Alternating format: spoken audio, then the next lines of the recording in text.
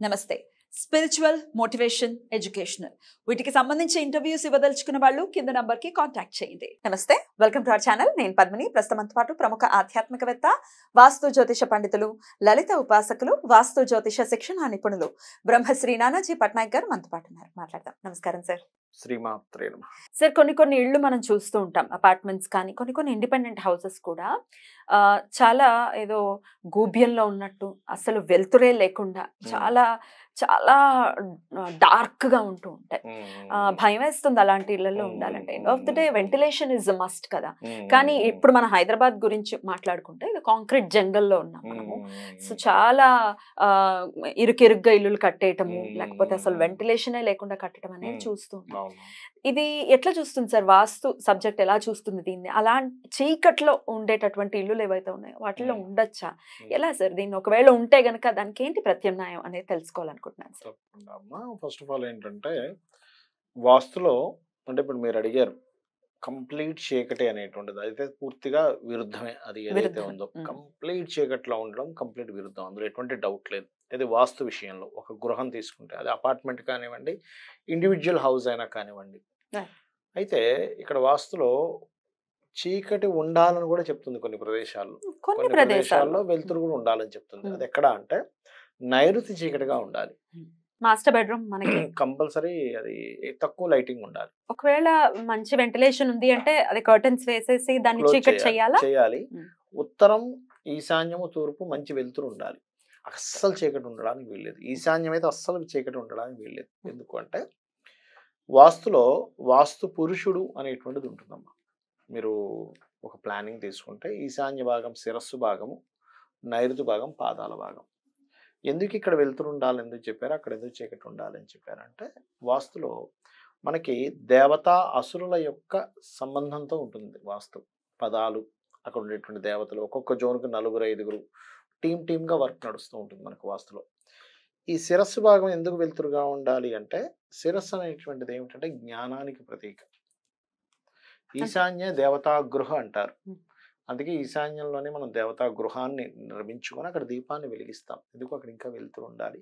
దేవతా సంబంధించినటువంటి శక్తులు అక్కడి నుంచి వస్తాయి. నైరుతి నుంచి అసుర శక్తులు, పితృదేవతలు వస్తారు. ఎందుకంటే రాహు అధిపతి దానికి, నైరుతికి. అలాంటప్పుడు ఏంటంటే అవి చీకటిగా ఉంటే అక్కడ బలం పెరుగుతుంది, ఇక్కడ వెళ్తుంటే ఎక్కువ బలం పెరుగుతుంది. దీనికి అంటే ఏమిటి, మీకు ఆలోచనలు దగ్గర వెళ్తూ ఉండాలి. ఆలోచనల్ని మీరు పెంచుకోవాలి. ఈ కామ క్రోధ వికార సంబంధించినటువంటి తగ్గించుకోవాలి. అందుకని అక్కడ చీకటి ఉండాలి. అవి పెరిగిపోయాయి అనుకోండి, పరిస్థితి ఏమిటి?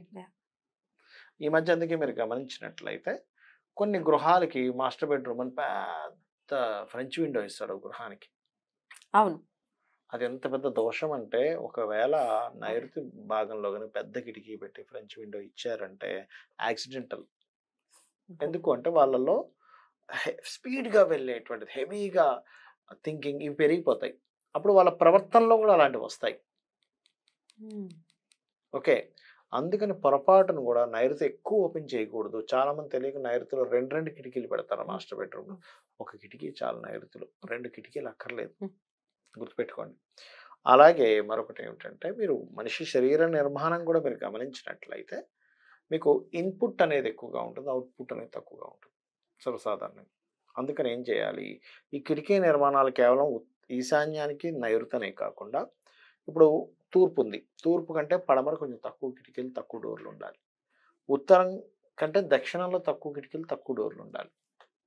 ఓకే, ఇది పర్టికులర్గా పాటించాలి. అయితే పూర్వం మనకి ఒక ఇల్లు నిర్మాణం అంటే అప్పుడంతా ఇండివిజువల్ హౌసెస్ ఉండేవి, ఇట్లా అపార్ట్మెంట్ కల్చర్ లేదు పూర్వంలో.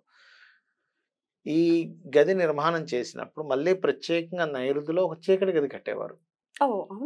చీకటి గది ప్రత్యేకంగా కట్టేవారు నైరుతిలో.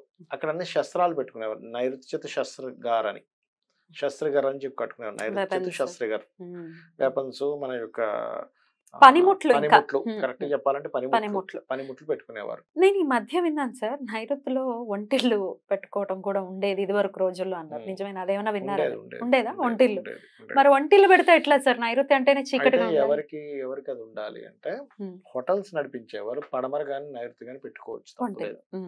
అయితే వంటగది విషయంలో అది ఎప్పుడు ఉండాలి వంటిల్లు అక్కడ మీ యొక్క ఎంట్రన్స్ ని బట్టి చెప్పాలి. ఇప్పుడు ఆగ్నేయం ఎంట్రన్స్ అనుకోండి, అక్కడ వంటిల్లు పెట్టడం ఆగ్నేయంలో కుదరదు కదా. అలాంటప్పుడు మీరు వాయువ్యంలో పెట్టొచ్చు. సెకండ్ ఆప్షన్ పడమర వైపు కానీ నైరుతి కానీ పెడుతుంటారు. కానీ బెస్ట్ ఏంటంటే ఆగ్నేయంలో వంటగది. సెకండ్ ఆప్షన్ ఇది వాయువ్యము. ఇంక రెండో కుదరదండి, మా ఇల్లున్న పద్ధతి అలా ఉంది, షేప్ అట్లా ఉంది అన్నప్పుడు మనం పడమర వైపు తీసుకెళ్తాం వంటిల్లుని. మీకు కేరళ సైడ్ ఈశాన్యంలో పెడతారు వంటిల్లు, వాళ్ళు దాన్ని భావిస్తారు కానీ అది కరెక్ట్ కాదు.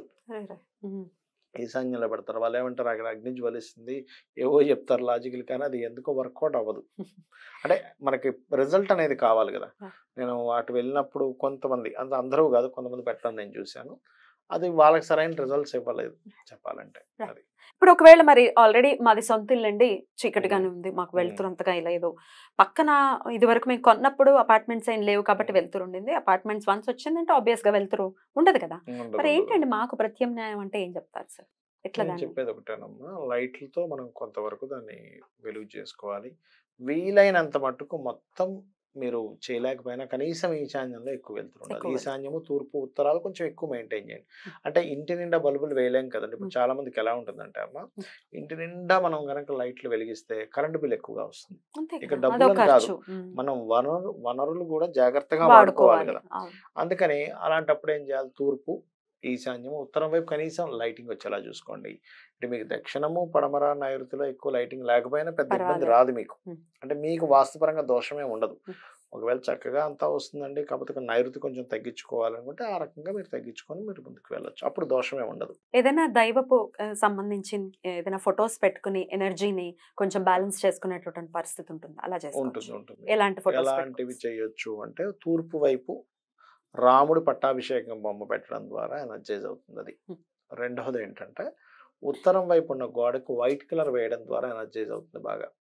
అంటే కుబేర స్థానం నార్త్ వైపు వైట్ కలర్ వేసుకోవడం ద్వారా ఎనర్జైజ్ అవుతుంది.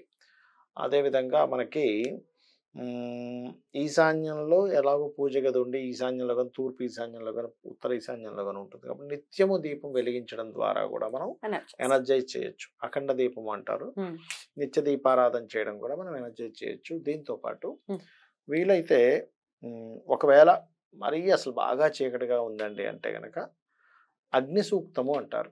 అగ్ని సూక్తం గనక నిత్యం గనక ఇంట్లో పారాయణం జరిగితే, ఇక్కడ ఏంటంటే వెలుతురు వేడి రెండు వేరు వేరు కాదు, అదే అగ్ని వెలుతురు రూపంలో ఉంది, వేడి రూపంలో.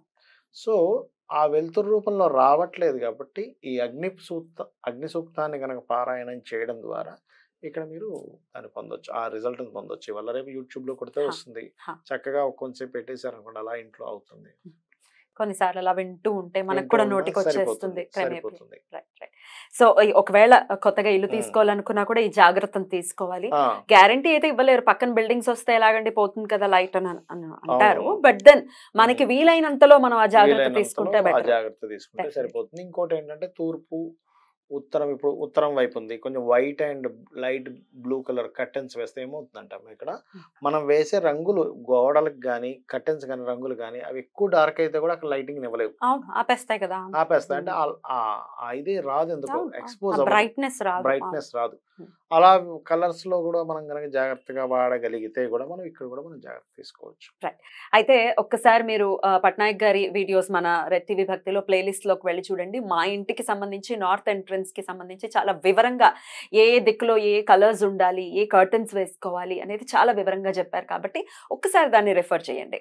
రైట్ సార్, చాలా బ్యూటిఫుల్ గా మాకు ఎక్స్ప్లెయిన్ చేశారు sir. Thank you so very much. నమస్తే. శ్రీమాత్రే నమః.